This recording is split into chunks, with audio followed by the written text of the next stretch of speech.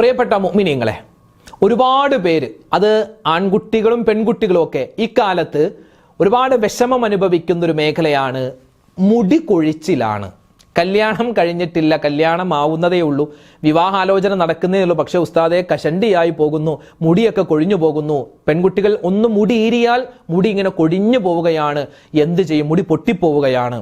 എന്താണ് ചെയ്യേണ്ടതെന്ന് വിശദമായിട്ട് ഇന്നത്തെ ക്ലാസ്സിൽ ഇൻഷാ അല്ലാഹ് നമുക്ക് പഠിക്കാം. കൂടാതെ ഒരുപാട് സംശയങ്ങൾ മുടിയുമായി ബന്ധപ്പെട്ടിട്ടുണ്ട്. അതായത് സ്ത്രീകൾക്ക് തല മൊട്ടയടിക്കാമോ, മൊട്ടയടിക്കുക എന്ന് പറയും, അല്ലെങ്കിൽ മുണ്ഡനം ചെയ്യുക എന്ന് പറയും, അത് ചെയ്യാൻ പറ്റുമോ? അതോടൊപ്പം തന്നെ നമ്മുടെ ചെറിയ കുട്ടികളുണ്ടല്ലോ, അവർക്കൊക്കെ, ചെറിയ പെൺകുട്ടികൾക്ക് ബോയ് കട്ട് അത് ചെയ്യാമോ? ചെറിയ പെൺകുട്ടികൾ, അത് വലിയ സ്ത്രീകളാവട്ടെ, ബോയ് കട്ട് ചെയ്യാമോ? അതുപോലെ തന്നെ ഭർത്താവിൻ്റെ അനുവാദമുണ്ടെങ്കിൽ ഭാര്യയ്ക്ക് മുടി കറുപ്പിക്കാൻ പറ്റുമെന്ന് കേട്ടല്ലോ, അത് ശരിയാണോ ഉസ്താദെ?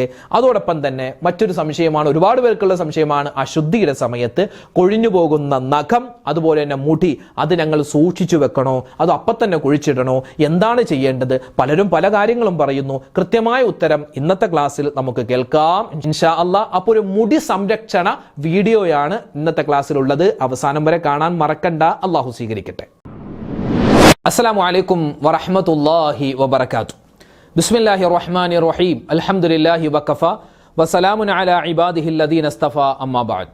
ബഹുമാന സ്നേഹം നിറഞ്ഞ മുത്തു മുഅ്മിനീങ്ങളെ, അല്ലാഹു സുബ്ഹാനഹു വ തആല നമുക്ക് നമ്മളുമായി ബന്ധപ്പെട്ടവർ ആരെല്ലാം ഉണ്ടോ, ജീവിച്ചിരിക്കുന്ന നമ്മുടെ മാതാപിതാക്കൾ, നമ്മുടെ ഭാര്യ സന്താനങ്ങൾ, കൂട്ടുകുടുംബാദികൾ, എല്ലാവർക്കും പടച്ചവൻ എല്ലാവിധത്തിലുള്ള അനുഗ്രഹങ്ങളും നിഅമത്തുകളും ഈ ലോകത്തും നാളെ പരലോകത്തും നൽകി അനുഗ്രഹിക്കുമാറാവട്ടെ. നമ്മളിൽ നിന്നും മരണപ്പെട്ടു പോയ അനവധി ആളുകളുണ്ട്. എല്ലാവർക്കും അല്ലാഹു സ്വർഗത്തിൽ ഉന്നതമായ പദവി നൽകുമാറാവട്ടെ. ആമീൻ ആമീൻ യാ റബ്ബൽ ആലമീൻ. പ്രിയപ്പെട്ട മുഅ്മിനീങ്ങളെ, സഹോദരിമാരെ, സഹോദരങ്ങളെ, അല്ലാഹുവിൻ്റെ റസൂൽ സ്വല്ലല്ലാഹു അലൈഹി വസല്ലമ തങ്ങൾ പറയുന്നു, ഇന്നല്ലാഹ ജമീലുൻ യുഹിബ്ബുൽ ജമാല. അല്ലാഹു ഭംഗിയുള്ളവനാണ്, അവൻ ഭംഗിയെ ഇഷ്ടപ്പെടുന്നു.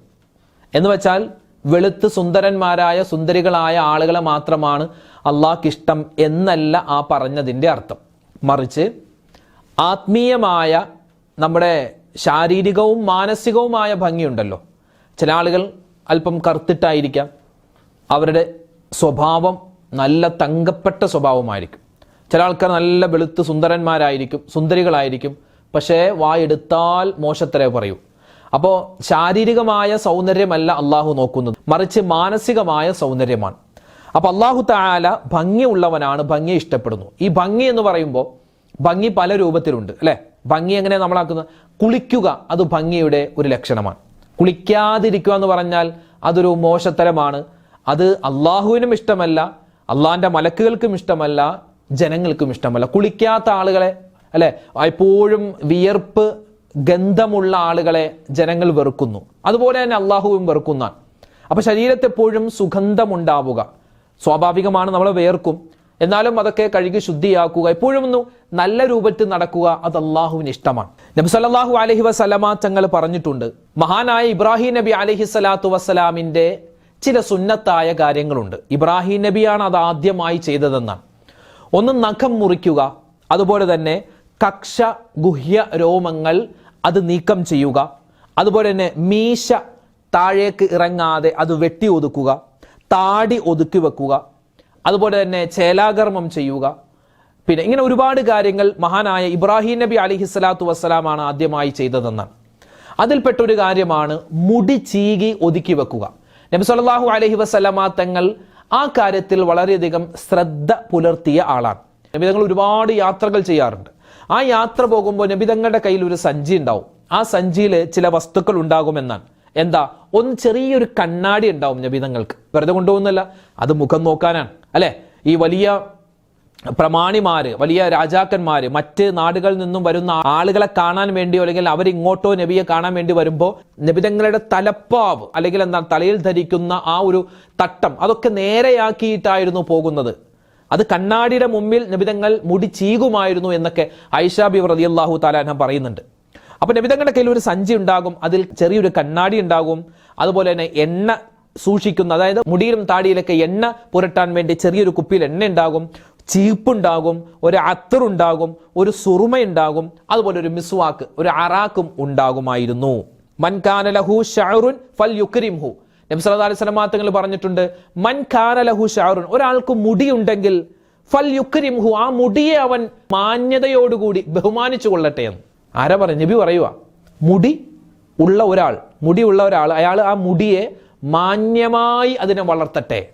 നബി സല്ലല്ലാഹു അലൈഹി വസല്ലം തങ്ങൾ മുടി വളർത്തുമായിരുന്നു. എങ്ങനെ? മുടി ഇങ്ങനെ പുറകിലേക്ക് വളർത്തി നബി തങ്ങളുടെ തോളിന്റെ ഒപ്പം വെച്ച് നബി തങ്ങൾ മുറിച്ചു കളയും, വെട്ടുമായിരുന്നു എന്നാണ്. ഒന്നുകിൽ അങ്ങനെ, അല്ലെങ്കിൽ തല മുഴുവനും മുണ്ടനം ചെയ്യുമായിരുന്നു. അപ്പോ പറഞ്ഞു വന്നത്, മുടി സംരക്ഷണം അത് പരിശുദ്ധമായ ഇസ്ലാമിൽ അല്പം പ്രാധാന്യമുള്ള കാര്യം തന്നെയാണ്. ഇസ്ലാം എന്ന് പറഞ്ഞാൽ ഒരു മനുഷ്യന്റെ എല്ലാ മേഖലയിലും ഇടപെടുന്ന മതമാണ്. നമ്മൾ എന്ത് കാര്യം ചെയ്താലും അതിൽ പരിശുദ്ധമായ ദീൻ ഒരു കാര്യം പറഞ്ഞിട്ടുണ്ടാകും. ഇപ്പൊ നമ്മളൊക്കെ മുടി വളർത്തുന്നവരാണ് അല്ലെ, ആണുങ്ങളാവട്ടെ പെണ്ണുങ്ങളാവട്ടെ, പ്രത്യേകിച്ച് പെണ്ണുങ്ങളൊക്കെ മുടി സംരക്ഷണത്തിൽ വലിയ പ്രാധാന്യം കൊടുക്കുന്നവരാണ്. അത് പണ്ട് മുതലേ ഉള്ളതാണ്, ഇന്ന് മാത്രമല്ല പണ്ട് മുതലേ ഉള്ളതാണ്. അപ്പൊ ഈ മുടി സംരക്ഷണം ഇന്നിപ്പോ എല്ലാവർക്കും, ഇപ്പോ എൻ്റെ കുടുംബത്തിൽ തന്നെ എൻ്റെ അനുജന്മാരുണ്ട്, ഒരുപാട് പേരുണ്ട്. അപ്പൊ അവരൊക്കെ പറയുന്നത് എന്താണ്, വലിയ പ്രയാസത്തോടു കൂടി പറയുന്നത്, അവർക്കൊന്നും കല്യാണം കഴിഞ്ഞിട്ടില്ല, കല്യാണം നോക്കുന്നുമില്ല, അവർക്ക് പഠിക്കുന്ന കുട്ടികളാണ്. പക്ഷെ അവർക്ക് വിഷമം എന്താന്ന് പറഞ്ഞാൽ, എൻ്റെ അർഷദിക്ക ഞങ്ങളുടെ മുടി കൊഴിഞ്ഞു പോകുന്നു, ഇവിടെ നിന്ന് ഇങ്ങനെ കൊഴിഞ്ഞു പോകുന്നു, മുടി ഇങ്ങനെ മുകളിലേക്ക് വരുന്നു. അപ്പോ എന്താണ്, ചെറുപ്പക്കാരിൽ ഏറ്റവും കൂടുതലായി അവർക്ക് വിഷമം ഉണ്ടാകുന്ന ഒരു കാര്യമാണ് മുടി കൊഴിഞ്ഞു പോവുക. ഇന്നത് വളരെ വ്യാപകമായിട്ടുണ്ട്. അത് ആൺകുട്ടികൾക്ക് മാത്രമല്ല, പെൺകുട്ടികൾക്കും മുടി പൊട്ടിപ്പോവുക, മുടി കൊഴിഞ്ഞു പോവുക. ഒന്ന് ചീപ്പ് വെച്ച് ഈരിക്കഴിഞ്ഞാൽ ആ ചീപ്പിൽ ഒരുപാട് മുടി ഉണ്ടാവും. അപ്പൊ ഇന്നത്തെ കാലത്ത് അങ്ങനെ ഒരു പരീക്ഷണം എന്ന് തന്നെ പറയാം അല്ലാഹു തആല നമുക്ക് തന്നിട്ടുണ്ട്. അല്ലാഹു തആല ആ ഒരു പരീക്ഷണത്തെ തൊട്ട് നമുക്ക് കാത്തു രക്ഷിക്കുമാറാവട്ടെ. നമ്മൾ നല്ലവണ്ണം ദ്വാരക്കണം. കാരണം ഒരു മനുഷ്യന്റെ സൗന്ദര്യത്തിന്റെ നമ്മൾ കരുതുന്ന ചില ഘടകമാണ് എന്ത്, മുടി ഉണ്ടാവുക എന്ന് പറഞ്ഞാൽ. എന്ന് വെച്ച് മുടിയില്ലാത്തവർക്ക് സൗന്ദര്യമില്ല എന്നൊന്നും അല്ല പറഞ്ഞതിന്റെ അർത്ഥം. മുടി എന്ന് പറഞ്ഞാൽ പണ്ട് മുതൽ ഒരു സൗന്ദര്യത്തിന്റെ ലക്ഷണമാണല്ലോ അല്ലെ. നമ്മൾ കണ്ണാടിയുടെ മുമ്പിൽ പോയി മുടി അങ്ങോട്ടീരും ഇങ്ങോട്ടീരും, അതൊക്കെ സ്വാഭാവികമാണ്. ഇസ്ലാമില് പരിശുദ്ധമായ സുന്നത്തിൽ നമുക്ക് കാണാം, എന്താണ് സുന്നത്തായ ഒരു കർമ്മമാണ് മുടി ചീകുമ്പോൾ ആദ്യം വലതിനെ മുന്തിക്കുക, വലതുഭാഗം കൊണ്ട് നമ്മൾ മുടി ഈരുക എന്നാണ്.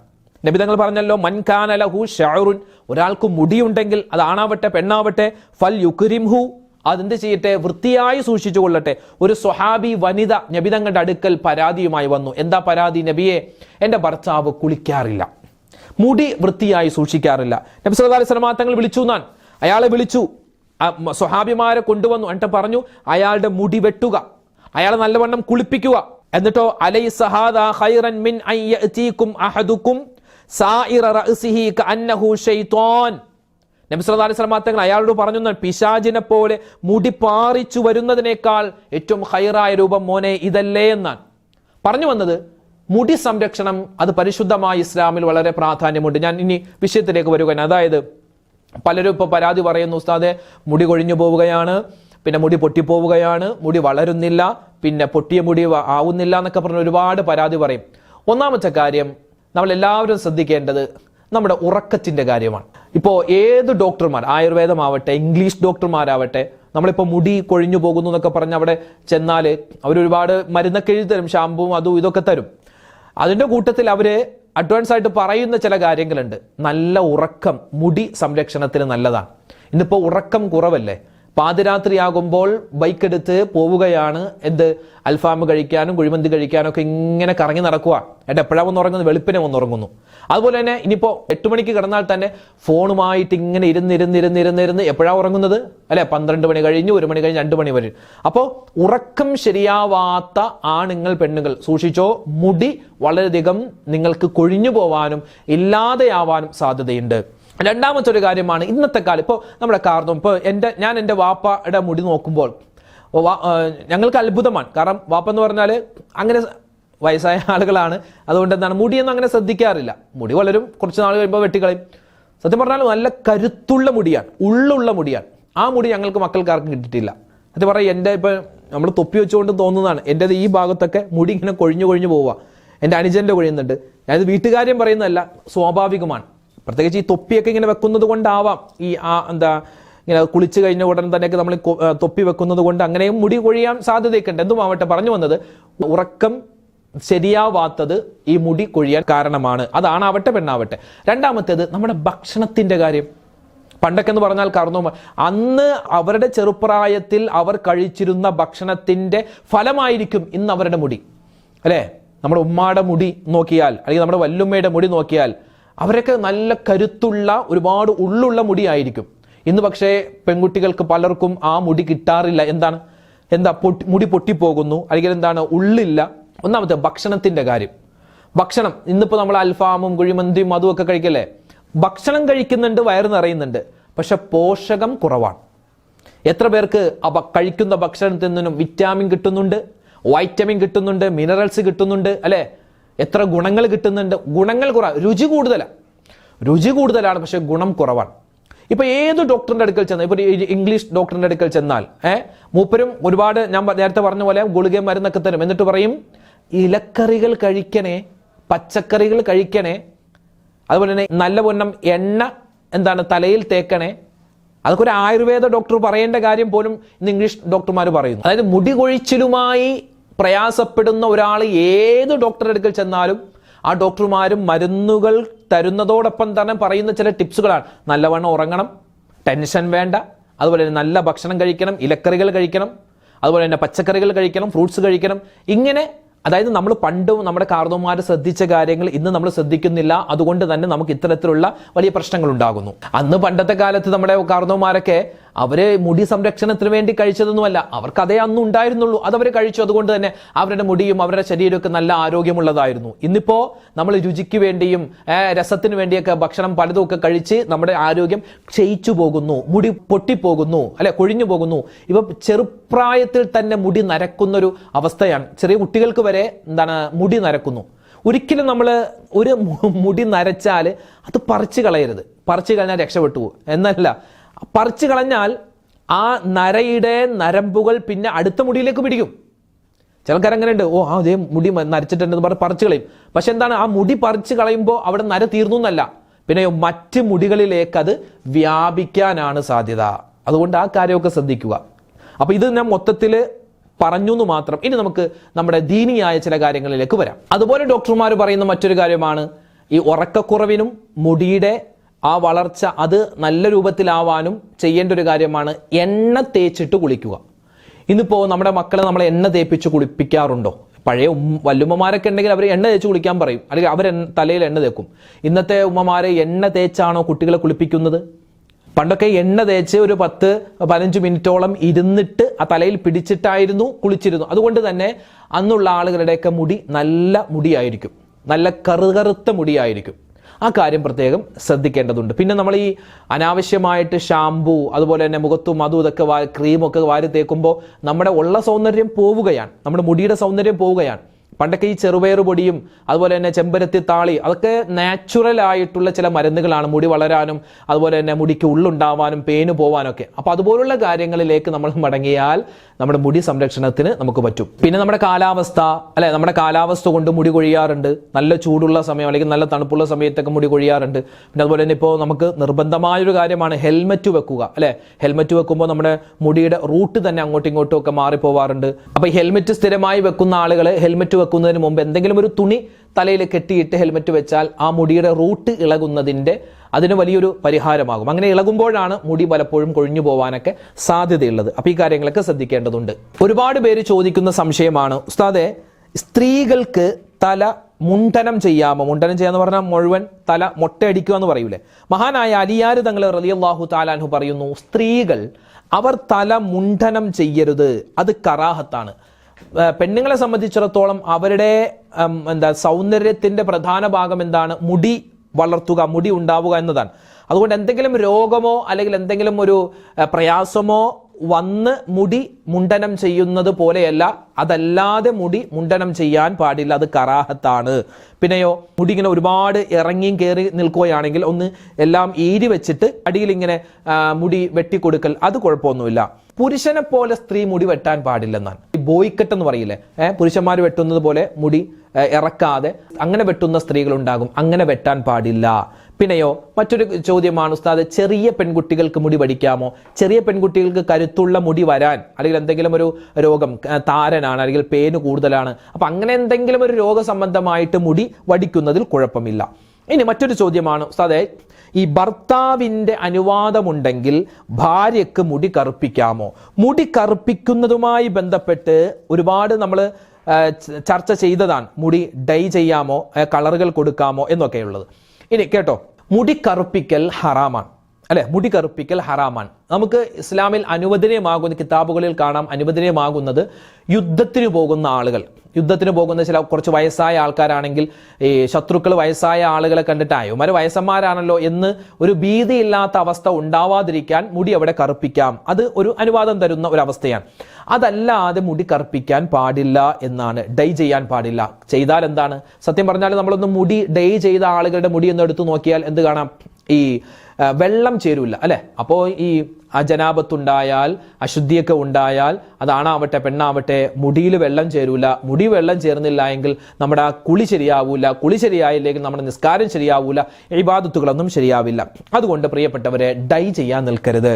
ഇനിയിപ്പോൾ നമ്മുടെ ചോദ്യത്തിലേക്ക് വരാം. പലരും ചോദിക്കുന്നത് ഭർത്താവിൻ്റെ അനുവാദമുണ്ടെങ്കിൽ മുടി കറുപ്പിക്കാമോ? ഭർത്താവിൻ്റെ അനുവാദമുണ്ടെങ്കിൽ സ്ത്രീകൾക്ക്, അതായത് ഭാര്യമാർക്ക് മുടി കറുപ്പിക്കാം. മുടി കറുപ്പിക്കേണ്ടത് എന്തുകൊണ്ടാണ്? വെള്ളം ചേരുന്നതിനെ തടയുന്ന വസ്തുവല്ല, തടയാത്ത വസ്തു കൊണ്ടാവണം. ഈ ചില കുരുക്കൾ, എന്താണ് അതിൻ്റെ പേര്, നീലാമരി, അങ്ങനെ എന്തൊരു ചെറിയ കുരുക്കളുണ്ട്, കുരു, അതിങ്ങനെ പൊടിച്ചിട്ട് തലയിൽ തേച്ചാൽ മുടി കറുക്കും. കറക്റ്റ് പേര് ഓർക്കുന്നില്ല. അങ്ങനെ ചില വസ്തുക്കൾ ഇങ്ങനെ ചേർത്താൽ അത് നാച്ചുറലാണ്, അത് തലയിൽ തേച്ചാൽ ഇങ്ങനെ കറുക്കും. അങ്ങനെ തേക്കാം. ആർക്ക്? സ്ത്രീകൾക്ക്, ഭർത്താവിൻ്റെ അനുവാദമുണ്ടെങ്കിൽ. ഭർത്താവിൻ്റെ അനുവാദമുണ്ടെങ്കിൽ സ്ത്രീകൾക്ക് എന്ത് ചെയ്യാം? ഈ പിരുകം ഒതുക്കി വെക്കാം, ത്രെഡ് ചെയ്യാം. ഭർത്താവിൻ്റെ അനുവാദമുണ്ടെങ്കിൽ, ഭർത്താവിൻ്റെ അനുവാദമുണ്ടെങ്കിൽ സ്ത്രീകൾക്ക് എന്ത് ചെയ്യാം? മേക്കപ്പ് ഒക്കെ ചെയ്യാം. ഞാൻ പറയട്ടെ, ഇത് കേട്ടിട്ട് വിപ്ലവം ഉണ്ടാക്കാൻ നിൽക്കരുത്. ഞാൻ ഇതുമായി ബന്ധപ്പെട്ട് മുമ്പൊരു വീഡിയോ പറഞ്ഞിരുന്നു. ലിപ്സ്റ്റിക് ഇടാമോ, അതുപോലെ തന്നെ ഈ പിരികം ത്രെഡ് ചെയ്യാമോ എന്നൊക്കെ പറഞ്ഞപ്പോൾ ഭർത്താവിൻ്റെ അനുവാദമുണ്ടെങ്കിൽ ചെയ്യാം, സ്ത്രീകൾക്ക് ഭാര്യമാർക്ക് ചെയ്യാമെന്ന് പറഞ്ഞപ്പോൾ അത് മിസ്യൂസ് ചെയ്തിട്ട് ഒരുപാട് പേര് വീഡിയോയിലൊക്കെ പറയുന്നുണ്ടായിരുന്നു. അർഷദ് ഉസ്താദ് പറഞ്ഞു ചെയ്യാമെന്ന്. ഞാൻ പറഞ്ഞത് എല്ലാവർക്കും ചെയ്യാമെന്നല്ല, മറിച്ച് ഭർത്താവിന് അനുവാദമുണ്ടെങ്കിൽ ഭാര്യമാർക്ക് ചെയ്യാം. ഭാര്യമാർ ചെയ്തിട്ട് നടുറോട്ടിൽ ഇറങ്ങി നടക്കലല്ല. ഭർത്താവ് പുള്ളിക്ക് കാണാൻ വേണ്ടി, ഇപ്പൊ മുടിയൊക്കെ ഇങ്ങനെ നരച്ചിരിക്കുന്ന ഭാര്യയോട് പറയുന്നു, മുടിയൊക്കെ നരച്ചല്ലോ സൈനബ, നമുക്കൊന്ന് മുടി കറുപ്പിച്ചാലോ? കറുപ്പിക്കാം അവിടെ. പക്ഷെ ഭർത്താവിന്റെ അനുവാദമുണ്ട്, കറുപ്പിക്കാം. കറുപ്പിക്കുമ്പോൾ വെള്ളം ചേരുന്ന വസ്തു കൊണ്ടാവണം. ആ മുടി കറുപ്പിച്ചാൽ, മുടി കറുപ്പിച്ചാൽ സൈനബ ജനാപത്തുകാരിയായാൽ, വലിയ അശുദ്ധിക്കാരിയായാൽ അവൾക്ക് തലയിൽ വെള്ളമൊഴിക്കുമ്പോൾ വെള്ളം ചേരുന്ന വസ്തു കൊണ്ടേ എന്താക്കാൻ പാടുള്ളൂ? മുടി കറുപ്പിക്കാൻ പാടുള്ളൂ. അല്ലെങ്കിൽ ആ പണിക്ക് നിൽക്കരുത്. പിന്നെ പിരികം ത്രെഡ് ചെയ്യാമോ? ത്രെഡ് ചെയ്യാം എന്ന് വെച്ച് ആ പിരികം ത്രെഡ് ചെയ്തിട്ട് നാട് നീളെ ഇറങ്ങി നടക്കൽ അത് പറ്റൂല. പിരികം ത്രെഡ് ചെയ്താൽ എന്താണ്? അത് ഭർത്താവിൻ്റെ അനുവാദം ഉള്ളത് കൊണ്ട് അയാളെ കാണിക്കാൻ വേണ്ടിയാണ്. പിന്നെ സ്വാഭാവികമാണ് നമ്മൾ ഇറങ്ങുമ്പോൾ പിരികം ത്രെഡ് ചെയ്തത് എല്ലാവരും കാണും. അപ്പൊ ഭർത്താവിന്റെ അനുവാദം എന്ന് വെച്ചാൽ എല്ലാ ഭർത്താക്കന്മാരും ഭാര്യമാർക്ക് അനുവാദം കൊടുത്തിരിക്കുന്നു, അങ്ങനെയല്ല. നമ്മളൊരു ദീനിന്റെ ഒരു നിയമം പഠിച്ചാൽ അത് മിസ്യൂസ് ചെയ്യുന്ന, അത് ദുരുപയോഗം ചെയ്യുന്ന ഒരു അവസ്ഥ ഉണ്ടാക്കരുത്. ആ കാര്യം പ്രത്യേകം ശ്രദ്ധിക്കുക. ഞാൻ പറയുന്നത് എൻ്റെ മുഅ്മിനീങ്ങളോടാണ്. അപ്പൊ പ്രിയപ്പെട്ടവരെ, ഈ പറയുന്ന കാര്യങ്ങൾ നല്ലവണ്ണം ബോധ്യത്തോടുകൂടി മനസ്സിലാക്കുക. അല്ലാതെ നിങ്ങൾക്കിത് ദുരുപയോഗം ചെയ്യാൻ വേണ്ടി പറയുന്നതല്ല. അപ്പോൾ ഈ മുടിയിൽ കളറ് ചേർക്കാമോ, മുടിയിൽ കറുപ്പ് ചേർക്കാം, കറുത്ത നിറം ചേർക്കാമോ എന്ന് ചോദിച്ചു. കറുപ്പ് നിറം ചേർക്കാം. ആർക്കാണ്? പുരുഷന്മാർക്ക്, യുദ്ധത്തിന് പോകുന്ന പുരുഷന്മാർക്ക്. അല്ലെങ്കിൽ സ്ത്രീകൾക്ക് ചേർക്കാം, ഭർത്താവിൻ്റെ അനുവാദമുള്ള സ്ത്രീകൾക്ക്. പിന്നെ അത് മുടിയിൽ വെള്ളം ചേരുന്ന വസ്തു കൊണ്ടാവണം. ഇനി രണ്ടാമത്തെ കാര്യം, മറ്റ് കളറുകൾ ചേർക്കാമോ? അതായത് പച്ച, മഞ്ഞ, നീല, ചുവപ്പ്, അതിന് കുഴപ്പമൊന്നുമില്ല. പക്ഷേ ആ ചേർക്കുമ്പോൾ നീല കളറ്, പച്ച കളർ, അതൊക്കെ മുടിക്ക് കേടാണെന്ന് മനസ്സിലാക്കുക. രണ്ട്, ആ വസ്തു ഇപ്പം പച്ച കളറുള്ള മുടി അല്ലെങ്കിൽ നീല കളർ മുടിയാക്കി, എന്നാൽ അതുകൊണ്ട് വുദൂഇനെയോ അല്ലെങ്കിൽ വലിയ ശുദ്ധിക്കാരിയായാൽ കുളിക്കുന്ന സമയത്ത് വെള്ളം ചേരുന്നതിനെ തടയുന്ന വസ്തു ആവാൻ പാടില്ല. ഇപ്പോൾ അങ്ങനെയുള്ള ക്രീമുകളൊക്കെ എടുത്തു നോക്കിയാൽ നമ്മുടെ മുടിക്ക് കേടാണ്, മുടി പൊട്ടിപ്പോവാൻ സാധ്യതയുണ്ട്, മുടി കൊഴിച്ചിലുണ്ടാകും. കൂടാതെ അത് തേച്ച് കഴിഞ്ഞാൽ നമ്മുടെ മുടിയിൽ വെള്ളം ചേരൂല. അതുകൊണ്ട് ഉപയോഗിക്കാതിരിക്കലാണ് നല്ലത്. പിന്നെ നല്ല മൈലാഞ്ചി നമുക്ക് തലയിൽ തേക്കാം, അതിന് യാതൊരു കുഴപ്പവും ഇല്ല എന്ന് നമ്മൾ മനസ്സിലാക്കുക. അതോടൊപ്പം തന്നെ ശ്രദ്ധിക്കേണ്ട മറ്റൊരു കാര്യമാണ്, ആർത്തവകാരികൾ അല്ലെ, വലിയ അശുദ്ധിക്കാരികളായ ഉമ്മമാർ, സഹോദരിമാർ, അവര് ഈ മുടി കൊഴിഞ്ഞു പോയാൽ, ഈ അശുദ്ധിയുള്ള സമയത്ത് മുടി കൊഴിഞ്ഞു പോയാൽ എന്ത് ചെയ്യണം? പലരും പല കോലമൊക്കെയാണ് പറയുന്നത്. എന്താണ് ചെയ്യേണ്ടത് എന്ന കൃത്യമായ ഉത്തരം പലർക്കും കിട്ടുന്നില്ല. ഞാൻ പറയാം, കൃത്യമായി മനസ്സിലാക്കിക്കോ. എന്ത്? ഒരു സ്ത്രീ അവൾ ആർത്തവകാരിയായി, അല്ലെങ്കിൽ എന്താണ്, അവൾ ജനാപത്തുകാരിയായി, ആ സമയത്ത്, അത് ആണാവട്ടെ പെണ്ണാവട്ടെ, ആ സമയത്ത് കൊഴിഞ്ഞു പോകുന്ന മുടി, ആ മുടി എന്ത് ചെയ്യണം? ആ മുടി എടുത്തു സൂക്ഷിച്ചു വെച്ചിട്ട് അവര് വലിയ അശുദ്ധി കുളിക്കുന്ന സമയത്ത് കുഴിച്ചു, അങ്ങനെയൊന്നുമില്ല. ഇപ്പൊ നമ്മള് ഇന്നിപ്പോ ഒരു സ്ത്രീക്ക് മെൻസസ് ആയെന്ന് വിചാരിക്കുക, 7 ദിവസം വരെ രക്തം പോകും. ഇന്നത്തെ ദിവസം മുടി ഈരിയപ്പോൾ കുറച്ച് മുടി കൊഴിഞ്ഞു പോയി. എന്താ ചെയ്യേണ്ടത്? അത് സൂക്ഷിച്ചു വെക്കലൊന്നുമല്ല, അത് അപ്പം തന്നെ കുഴിച്ചിടലാണ് വേണ്ടത്. അല്ലാതെ അത് സൂക്ഷിച്ചു വെച്ചിട്ട് അത് പിന്നീട് ഫർദ് കുളിക്കുമ്പോൾ അത് ഫർദ് കുളിയോടൊപ്പം അത് കഴുകിയിട്ട് അങ്ങനെ കഷ്ടപ്പെടേണ്ട കാര്യമൊന്നുമില്ല. ഇപ്പൊ മുടി കൊഴിഞ്ഞു പോയാൽ അതെന്ത് ചെയ്യുക? അത് കുഴിച്ചിടുക. നഖം ആ സമയത്ത് മുറിക്കാൻ പാടില്ല, അത് നമുക്കറിയാമല്ലോ. ഇനി അഥവാ മുറിഞ്ഞു പോയി അല്ലെങ്കിൽ നഖം ഇങ്ങനെ ഇളകിപ്പോയാൽ അത് അപ്പം തന്നെ അത് കുഴിച്ചിടുക. അത് കുഴിച്ചിടലാണ് വേണ്ടത്, അല്ലാതെ അത് സൂക്ഷിച്ചു വെക്കുന്ന ഒരു പരിപാടി അത് വേണ്ട. അങ്ങനെയും ചില ആളുകൾ ചെയ്യുന്നുണ്ട്. അത് എന്താണ്, കിതാബുകളിൽ അങ്ങനെ സൂക്ഷിച്ചു വെക്കണം എന്നൊന്നും കാണുന്നില്ല. അത് എപ്പോഴാണോ കൊഴിഞ്ഞു പോകുന്നത്, കൊഴിഞ്ഞു പോവാതെ സൂക്ഷിക്കുക. കൊഴിഞ്ഞു പോയാൽ അതെന്ത് ചെയ്യുക? നല്ലവണ്ണം അത് നല്ല സ്ഥലത്ത് കൊണ്ടുപോയിട്ട് കുഴിച്ചിടലാണ് വേണ്ടത്. ആ കാര്യം പ്രത്യേകം ശ്രദ്ധിക്കുക. അപ്പൊ ആ സംശയം തീർന്നില്ലേ? അപ്പൊ അതുപോലുള്ള കാര്യങ്ങൾ ശ്രദ്ധിക്കുക. പിന്നെ നഖം മുറിച്ചാൽ, മുടി കൊഴിഞ്ഞു പോയാൽ അതൊക്കെ കുഴിച്ചിടണം എന്ന് നിർബന്ധമുണ്ടോ എന്ന് പലരും ചോദിച്ചു. നഖമൊക്കെ കൊഴിഞ്ഞു പോയാൽ അത് കുഴിച്ചിടൽ നിർബന്ധമാണ്? കുഴിച്ചിടൽ നിർബന്ധമല്ല, അത് സുന്നത്താണ്. ഇപ്പോൾ വലിയ ഫ്ലാറ്റുകളിലൊക്കെ താമസിക്കുന്ന ആളുകൾ അവരെന്ത് ചെയ്യണം? അവർ ഈ മുറിച്ച നഖവുമായിട്ട് ഇങ്ങനെ ഇറങ്ങി നടക്കണോ? എവിടെയാ മണ്ണുള്ളതെന്ന് പറഞ്ഞ്. ഇന്നിപ്പോൾ ഫ്ലാറ്റുകളൊക്കെ താമസിക്കുന്നവർ മണ്ണെവിടെയാണ് കാണുന്നത്? അല്ലേ? മൊത്തം കട്ട വിരിച്ചിരിക്കുമായിരിക്കും. അപ്പോൾ ഈ മണ്ണിന് വേണ്ടി എവിടെ പോകും? അപ്പോൾ കുഴിച്ചിടുക എന്ന് പറഞ്ഞാൽ അത് ഏറ്റവും നല്ല രൂപം എന്താണ്? കുഴിച്ചിടലാണ്. ഇനി കുഴിച്ചിടാനുള്ള സാഹചര്യമൊന്നും ഇല്ലെങ്കിൽ നമ്മളിപ്പോൾ ഈ വാഷ് ബേസിനിൽ കഴുകൂലേ, അല്ല അതിങ്ങനെ ഒലിച്ചു പോയിക്കോളും. അപ്പോൾ ആ വാഷ് ബേസിനിലോ അല്ലെങ്കിൽ എന്താണ് നമ്മുടെ സിങ്കിലോ ഒക്കെ ഇട്ടിട്ട് അത് വെള്ളം ഒഴിച്ച് അങ്ങോട്ട് കളയുക. അതാണ് എന്ത് ചെയ്യുക? അതിനുള്ള പരിഹാരം. പിന്നെ കുഴിച്ചിടലാണ് വേണ്ടത്, അതാണ് പ്രത്യേകം സുന്നത്തായത്. ഇനി അതിന് സൗകര്യമില്ല എങ്കിൽ നമ്മൾ ഇങ്ങനെ ചെയ്താലും മതിയാകുന്നതാണ്. ക്ലോസറ്റിൽ കൊണ്ടുപോയി ഇടാതിരിക്കാൻ പ്രത്യേകം ശ്രദ്ധിക്കുക. അതല്ലാതെ നമ്മൾ കൈയൊക്കെ കഴുകുന്ന വാഷ് ബേസ് ഉണ്ടല്ലോ, അതങ്ങോട്ട് അതിൽ ഇട്ടിട്ട് കൈ കഴുകുക. ആ കാര്യം പ്രത്യേകം ശ്രദ്ധിക്കണം. അപ്പൊ മുടിയുമായി ബന്ധപ്പെട്ട ചില കാര്യങ്ങൾ നമ്മൾ സംസാരിച്ചു.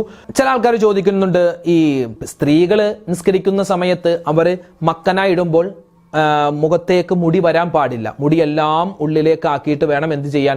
മക്കനയിട്ട് നിസ്കരിക്കാൻ. പിന്നെ നിസ്കരിക്കുമ്പോൾ മുടി കെട്ടിവെക്കാമോ എന്നൊക്കെ ഒരു ചർച്ചയുണ്ട്. കെട്ടിവെക്കാം, അതിന് കുഴപ്പമൊന്നുമില്ല. ഇപ്പോൾ എല്ലാ മുടിയും കൂടി ഇങ്ങനെ പുറകിലേക്ക് ഇങ്ങനെ കെട്ടിവെക്കുക. കെട്ടിവെക്കാതിരുന്നാൽ എന്താണ്? തട്ട ഇട്ടാലും എന്താണ്, മുടിയൊക്കെ ചിലപ്പോൾ പുറത്തേക്ക് വരും. അല്ല, തട്ടത്തിന്റെ ഉള്ളിൽ കൂടെ പുറത്തേക്ക് വരും. അപ്പൊ നിസ്കാരം ശരിയാവൂല. അപ്പൊ എല്ലാ മുടിയും കൂടി പുറകിലേക്ക് ഇങ്ങനെ കെട്ടിവെച്ചിട്ട് ഉമ്മമാർക്ക് തട്ടമിട്ട് മക്കനയിട്ട് നിസ്കരിക്കാം, കുഴപ്പമൊന്നുമില്ല. പിന്നെ പുരുഷന്മാര് ശ്രദ്ധിക്കുക, ചിലപ്പോൾ തൊപ്പി വെക്കുന്നവരാവട്ടെ വെക്കാത്തവരാവട്ടെ നിസ്കരിക്കുന്ന സമയത്ത് നമ്മുടെ ഈ മുടി ഇങ്ങനെ നെറ്റിയിലേക്ക് വരാൻ പാടില്ല. ചില ആൾക്കാർ തൊപ്പി വെക്കുമ്പോൾ ഇങ്ങനെ വെക്കും, മുടിയാണെങ്കിൽ നെറ്റിയിലുണ്ടാകും. ഇങ്ങനെ പോയാണ് നമ്മൾ ഇങ്ങനെ മുടി ഇങ്ങനെ നെറ്റിയിലേക്ക് ഇറങ്ങി എന്നിട്ട് നമ്മൾ സുജൂദ് ചെയ്താൽ നമ്മുടെ സുജൂദ് ശരിയാവില്ല. സുജൂദ് ചെയ്തത് നെറ്റിയിലല്ല, മറിച്ച് മുടിയിലാണ്. അപ്പോൾ എപ്പോഴും തൊപ്പി വെക്കുമ്പോൾ മുടി കാണാത്ത രൂപത്തിൽ വേണം, ഈ നെറ്റി ഇങ്ങനെ എന്താവണം? വെളിവാവണം. അങ്ങനെയായിരിക്കണം നമ്മൾ നിസ്കരിക്കുമ്പോൾ സുജൂദ് ചെയ്യേണ്ടത് കേട്ടോ. ആ കാര്യം പ്രത്യേകം ശ്രദ്ധിക്കണം. ചില ആൾക്കാർ ചോദിക്കും, ഉസ്താദിന്റെ തൊപ്പി എപ്പോഴും ഇങ്ങനെ താന്നാണല്ലോ ഇരിക്കുന്നത്, അപ്പൊ നിസ്കരിക്കുമ്പോൾ നിസ്കാരം ശരിയാവുമോ? ഇങ്ങനെ ഞാൻ നിസ്കരിക്കുകയാണെങ്കിൽ നിസ്കാരം ശരിയാവില്ല.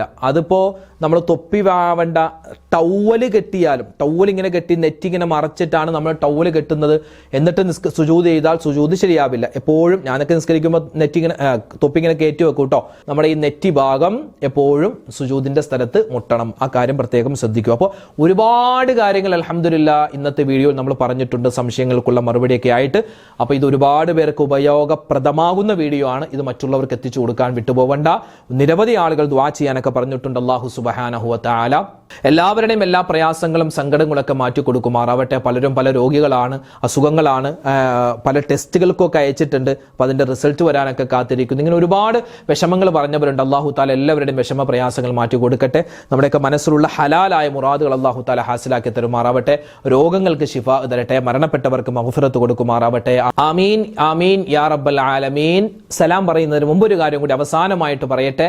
പ്രിയപ്പെട്ട ഉമ്മമാരെ, ഇന്നത്തെ ക്ലാസ് നമ്മൾ പ്രധാനമായും പറഞ്ഞത് നമ്മുടെ മുടി സംരക്ഷണത്തിന്, നമ്മുടെ മാത്രമല്ല നമ്മുടെ മക്കളുടെ, നമ്മുടെ പേരക്കുട്ടികളുടെ മുടി സംരക്ഷണത്തിന് നമ്മൾ ശ്രദ്ധിക്കേണ്ട നിരവധി കാര്യങ്ങളുണ്ട്. നല്ല ഉറക്കം. മക്കളെ ഈ 10 മണി കഴിഞ്ഞാൽ അല്ലെങ്കിൽ 9:30 കഴിഞ്ഞാൽ പിന്നെ ഫോൺ എടുത്ത് മാറ്റി വെക്കുക.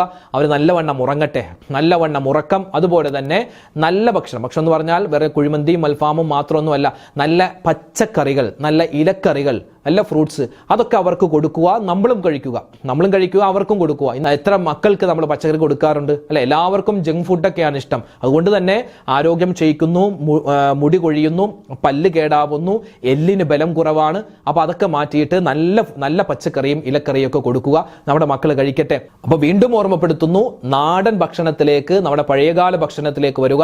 മോഡേൺ ഫുഡ് കഴിക്കണ്ട എന്നൊന്നും പറയുന്നില്ല, കഴിക്കാം, വല്ലപ്പോഴൊക്കെ കഴിക്കാം ഒരു രുചിക്ക് വേണ്ടി. അതല്ലാതെ അത് സ്ഥിരമാക്കരുത്. എന്നോടുള്ള ഉപദേശമാണ്, എൻ്റെ കുടുംബത്തോടുള്ള ഉപദേശമാണ്, നിങ്ങളോടുള്ള ഒരു ഉണർത്തലാണ്. ആ കാര്യമൊക്കെ പ്രത്യേകം ശ്രദ്ധിക്കുക. ഇൻഷാ അല്ലാഹ് നിങ്ങളുടെ അഭിപ്രായങ്ങളൊക്കെ നിങ്ങളൊന്ന് കമന്റ് ആയിട്ടൊന്ന് രേഖപ്പെടുത്തുകയും ചെയ്യുക. അല്ലാഹു റബ്ബുൽ ഇസ്സത്ത് സ്വീകരിക്കട്ടെ. അസ്സലാമു അലൈക്കും വറഹ്മത്തുള്ളാഹി വബറകാതുഹു.